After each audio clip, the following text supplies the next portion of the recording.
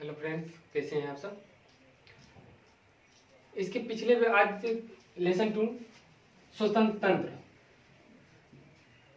यानी श्वसन के बारे में पढ़ रहे थे। हम इस वीडियो में पढ़ेंगे श्वसन के बारे में। इससे पहले भी हम श्वसन के बारे में ही पढ़ते पिछले पार्ट में। वो वीडियो का पार्ट 1 था, इस चैप्टर का पार्ट 1।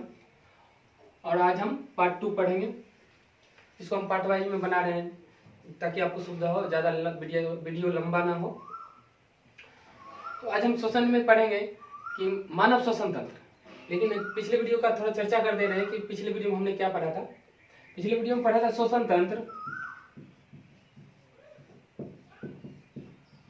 यानी जीवों में श्वसन कैसे होता है, जीव श्वास कैसे लेते हैं। अलग अलग जीवों में अलग अलग तरीकों से श्वसन होता है। जैसे कीटों में ट्रेकिया के माध्यम से श्वसन करते हैं। और जल में रहने वाले जीव जैसे मछली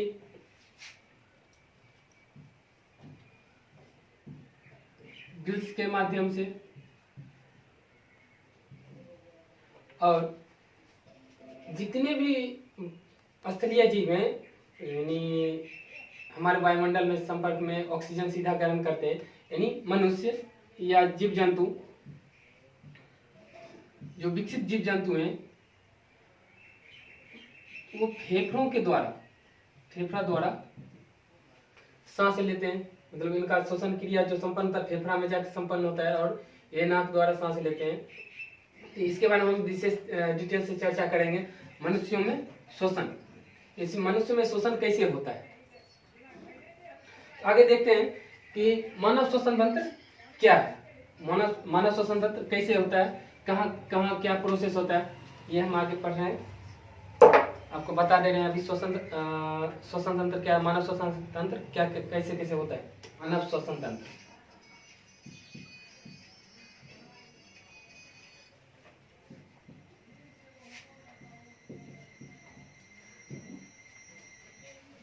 मानव श्वसन तंत्र में मानव का जो श्वसन अंग है वो नाक से चालू होता है, जिसको हम नासिका बोलते हैं। वो मुख द्वार से, ये है मुख द्वार जो कि आपको डायग्राम में दिख रहा है, ये मुख द्वार आता है। इसके ठीक ऊपर 2 बराबर भागों में बटा होता है, लेफ्ट और राइट नासिका छिद्र, जो कि नासिका भेषम में खुलता है। यह है नासिका भेषम।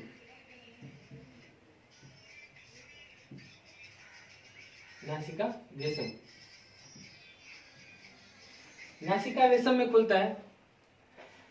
और नासिका भेषम अंदर की ओर ग्रासनी में कंठ द्वार के समीप खुलता है। ये जो कंठ द्वार है, यहाँ पे है कंठ द्वार, इसको बोलते हैं कंठ द्वार या स्वरतंत्र। स्वरतंत्र के पास, कंठ द्वार के पास खुलता है। और यहाँ दो भागों में बढ़ जाता है। जो हमारा ग्रासनी है वो 2 भागों में बढ़ जाता है।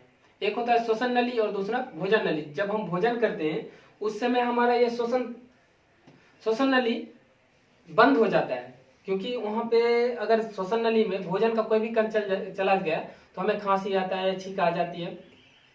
इसलिए वहां पे एक कपाट रहता है, कपाट द्वार होता है, वो उसको बंद कर देता है। इसको एपिग्लॉटिस कहते हैं।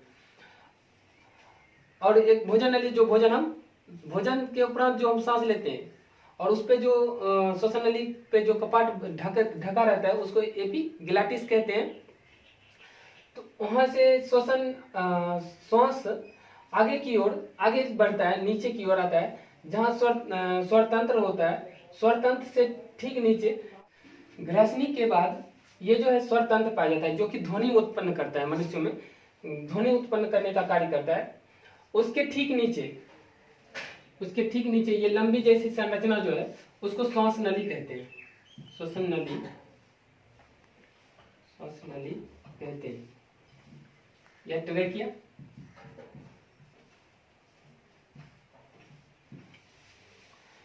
ये 11 सेंटीमीटर लंबी होती है, 11 सेंटीमीटर,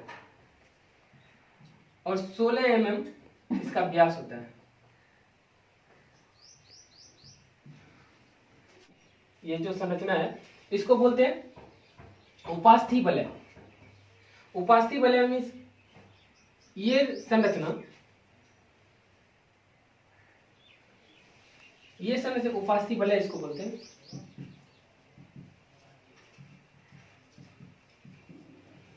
ये श्वास नली को चिपकने नहीं देता, जब इससे वायु बाहर निकलता है तो इसको चिपकने नहीं देता है। ये रिंग इसको मजबूती प्रदान करता है। उपास्थि वलय जो है श्वास नली को मजबूती प्रदान करता है। इसके बाद श्वास नली आगे बढ़कर दो कस में बढ़ जाता है, इसको बोलते हैं ब्रंकस।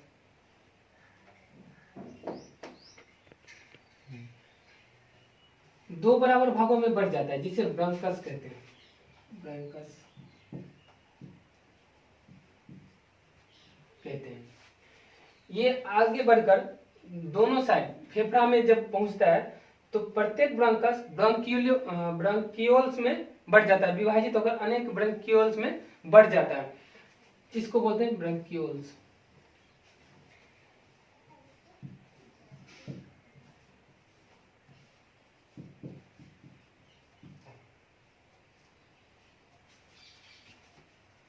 ब्रंकियोल्स में बढ़ जाता है और प्रत्येक ब्रंकियोल्स अनेक पतली पतली शाखाओं का निर्माण करता है। ये जो शाखा आप दिख रहे हैं, बहुत सारी शाखाएं हैं, ये शाखाएं ये पतली पतली शाखाओं में विभाजित हो जाती है, जिसे वायुकोष्ठिका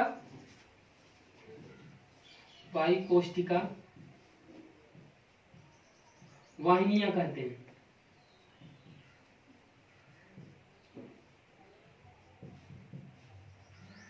और इसके बाद प्रत्येक वायुकोष्ठिका वाहिनियां एक वायुकोश का निर्माण करती है, जो कि दोनों फेफड़ों में असंख्य होती है। यानी इसकी संख्या, ये होता है वायुकोश, ये जो है यह है वायुकोश। ये दोनों फेफड़ों में इसकी संख्या लगभग 3 × 10⁸। इस वायुकोश की संख्या इतनी होती है, 3 × 10⁸। इसकी संख्या ये है, और इसको हम लगभग 400 से 800 वर्ग फीट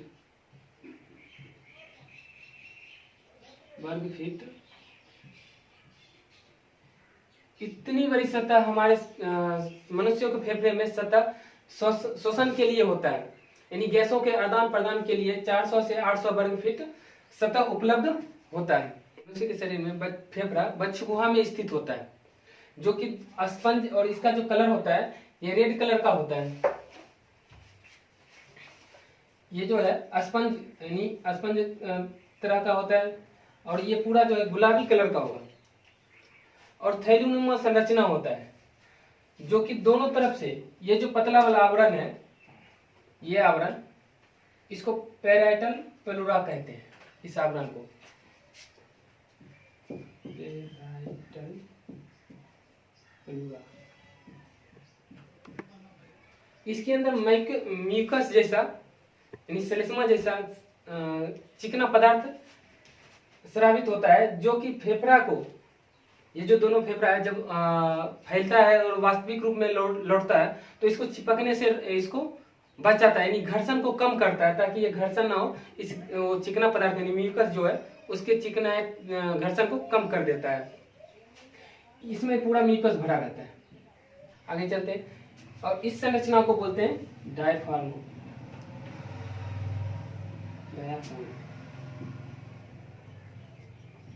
ये जो है वक्ष गुहा को और उदर गुहा को अलग करता है। इसके जब ये श्वसन की क्रिया होती है, सांस लेते हैं या छोड़ते हैं, तो ये ऊपर नीचे होता है, यानी उसकी संरचना को जब हम सांस लेते हैं और छोड़ते हैं तो फैला हुआ संकुचन होता है। ये डायफ्राम ही उसके आकार आयतन को निश्चित करता है, ऊपर नीचे होता है। ये उदर गुहा और वक्ष गुहा को अलग करता है, ये डायफ्राम का कार्य होता है।